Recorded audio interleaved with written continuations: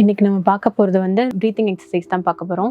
First அவங்களுக்கு என்ன மாதிரியான தொந்தரவுகள்லாம் இருக்கும் அப்படின்னு சொல்லி பார்த்தோன்னா, காஃப் இருக்கும், ஷார்ட்னஸ் ஆஃப் பிரெத் இருக்கும், வீசிங் இருக்கும், மூச்சு விட சிரமமாக இருக்கும், செஸ்ட் மசில்ஸ்லாம் கொஞ்சம் டைட்னஸ் இருக்கும் அவங்களுக்கு. இப்போ இதை எப்படி ஓவர் கம் பண்ணி வருது அப்படின்னா, இந்த மாதிரி ப்ரீத்திங் எக்ஸசைஸ் நம்ம பண்ணிட்டு இருந்தோம் அப்படின்னா அதை ஓவர் கம் பண்ணி வரலாம். ஒரு 5 எக்ஸசைசஸ்.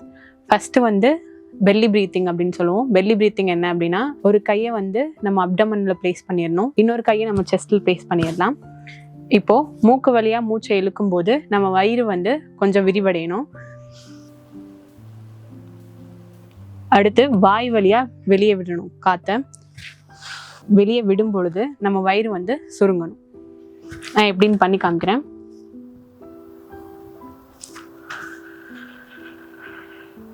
இது வந்து first breathing exercise, belly breathing அப்படின்னும். செகண்ட் வந்து பர்ஸ் லிப் ப்ரீத்திங்.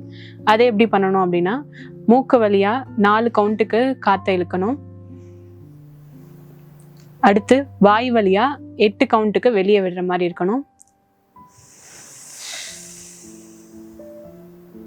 இந்த மாதிரி மூக்கு வழியா 4 கவுண்ட் இழுத்தோம் அப்படின்னா வாய் வழியா 8 கவுண்ட் வெளியே விடணும். இது செகண்ட். தேர்டு வந்து பாக்ஸ் ப்ரீத்திங் அப்படின்னுவோம். இது என்னன்னா, 4 செகண்ட் வந்து காற்றை வெளியே விடணும். வெளியே விட்டுட்டு ஒரு 4 செகண்ட் வந்து ஹோல்ட் பண்ணி வைக்கணும். அடுத்து 4 செகண்ட் உள்ளார இழுக்கணும். அடுத்து 4 செகண்ட் ஹோல்ட் பண்ணி வைக்கணும். எப்படி பண்றேன்னு பாருங்க.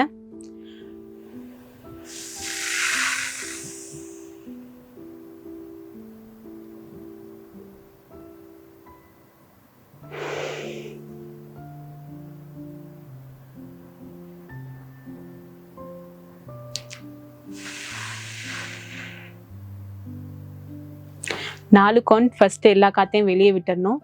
அடுத்து நான் வெளியே விட்டதுக்கு அப்புறம் 4 கவுண்ட் ஹோல்ட் பண்ணி வச்சிருக்கணும், அப்படியே லங்கை எம்டியா.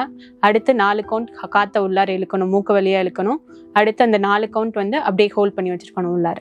இது வந்து தேர்ட் எக்ஸசைஸ். ஃபோர்த் வந்து 4-7-8 அப்படின்னு ஒரு டெக்னிக் ஒன்று இருக்கு, டீப் ப்ரீத்திங் எக்ஸசைஸ்ன்னு சொல்லுவோம்.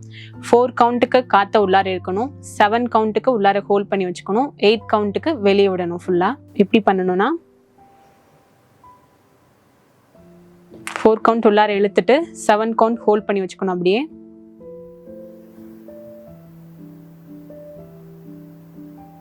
அடுத்து 8 கவுண்ட் வெளியே விடணும், வாய் வழியா வெளியே விடணும்.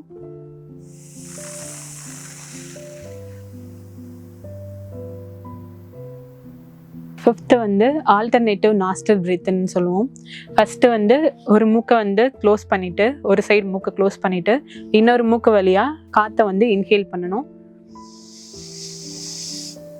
அடுத்து ஆப்போசிட் சைடை க்ளோஸ் பண்ணிட்டு இந்த சைடு வழியா காற்றை எக்ஸைல் பண்ணணும்.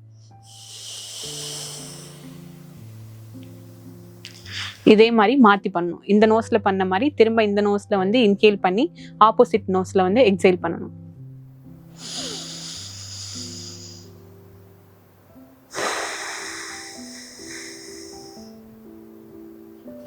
இந்த ப்ரீத்திங் எக்ஸசைஸ் பண்ணுறதுக்கு முன்னாடி ஒரு 3 எக்ஸசைஸ் மட்டும் ஆட் பண்ணிக்கணும். என்னென்னா, நம்ம செஸ்ட் மசில்ஸ்லாம் கொஞ்சம் டைட்டாக இருக்கும், அதை ரிலீவ் பண்ணிவிட்டு அதுக்கப்புறமேட்டு வந்து ப்ரீத்திங் எக்ஸசைஸ் ஸ்டார்ட் பண்ணால் எஃபெக்டிவாக இருக்கும்.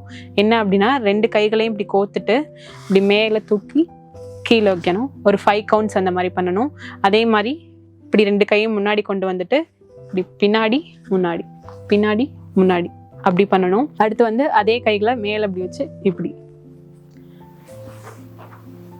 இந்த மாதிரி செஸ்ட் மசில்ஸ் எல்லாம் லூஸ் ஆனதுக்கு அப்புறமேட்டு ப்ரீத்திங் எக்ஸசைஸ் பண்ணோம் அப்படின்னா நல்லா எஃபெக்டிவா இருக்கும். இந்த ப்ரீத்திங் எக்ஸசைஸ் வந்து லங் கேன்சருக்கு மட்டும் இல்லாம மற்ற சிஓபிடி பேஷண்ட்ஸ், பிராங்கைட்டிஸ் இருக்கவங்களுக்கு, ஆஸ்துமா பேஷண்ட்ஸ் அவங்களுமே இதை வந்து ஃபாலோ பண்ணலாம்.